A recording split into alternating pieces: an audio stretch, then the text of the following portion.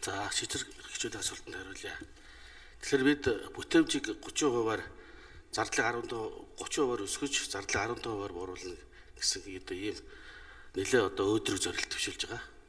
За зардлыг төрөмж компаниудын зардал бол 16.9 их найд байгаа. Энийг 15%-аар бууруулахад бидний 2.5 их найдтай бууруулна гэж төлөвлөж байгаа.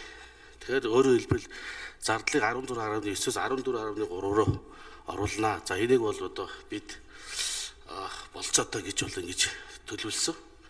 За төрөмж компаниуд бол үндсэндээ нэг 5 их найдыг ашигтай ажилласан. За энийг бүтээмжийг 30%-аар өсгөх нь бол 6.5 их найд болгох юм тооцоо судалгаа гаргасан. Ер нь бүтээмж өөрөө бол нэлээд өргөн ойлголт. Энийг яг базаад хэлэх юм бол дөрвөн арга хэрэгслээр бид энийг 30%.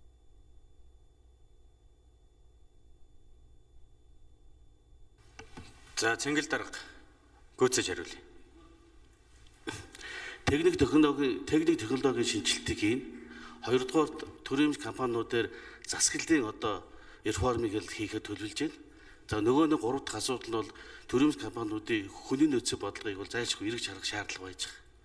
За нөгөө дөрөв дахь гол асуудал нь бол зардлыг хэмнэж өөрөөгөө дэвшлүүлэх чиглэлээр ерөнхийдөө шаардлагагүй зардал оронтой бол багасгах гэсэн ийм цогц дөрвөөс дөрвөн арга хэмжээг авч хэрэгжүүлсэн үндсээр ер нь хөрөнгө өгөөжийг 30% хүргэх болцоо байж байгаа.